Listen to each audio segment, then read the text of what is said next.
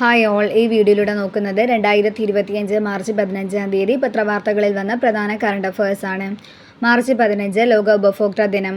പ്രമേയം a just transition to sustainable lifestyle. സുസ്ഥിര ജീവിത ശൈലിയിലേക്കുള്ള ഒരു നീതിയുക്തമായ മാറ്റം. കവി വള്ളത്തോളിൻ്റെ ജീവിതവും ദർശനവും പ്രമേയമാക്കുന്ന ആദ്യ നോവൽ നിർനിമേഷമായി നിൽക്ക. രചിക്കുന്നത് ഡോക്ടർ അനിൽ വള്ളത്തോൾ.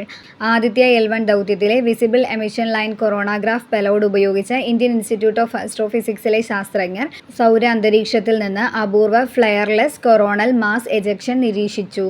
ഇന്ത്യയിലെ ആദ്യത്തെ സമർപ്പിത സൗര നിരീക്ഷണ ദൗത്യത്തിലെ ഒരു സുപ്രധാന നേട്ടമാണിത്. പ്രകാശത്തെ ഘനീഭവിപ്പിച്ച് സൂപ്പർ സോളിഡാക്കി പരിവർത്തനം ചെയ്തത് നാഷണൽ ഇൻസ്റ്റിറ്റ്യൂട്ട് ഓഫ് ഒപ്റ്റിക്സിലെ ഇറ്റാലിയൻ ശാസ്ത്രജ്ഞർ.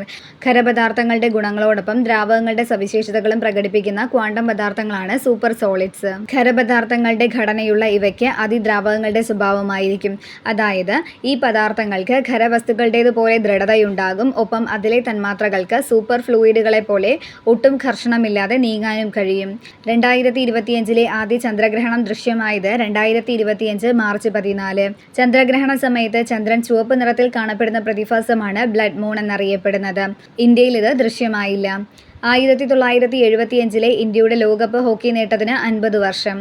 1975 ഇന്ത്യ പാകിസ്ഥാനെ പരാജയപ്പെടുത്തിയാണ് ജേതാക്കളായത്. വേദി മലേഷ്യ. ഇതുപോലുള്ള കൂടുതൽ വീഡിയോസിന് ഞങ്ങളുടെ ഈ ചാനൽ സബ്സ്ക്രൈബ് ചെയ്യുക. Thank you for watching.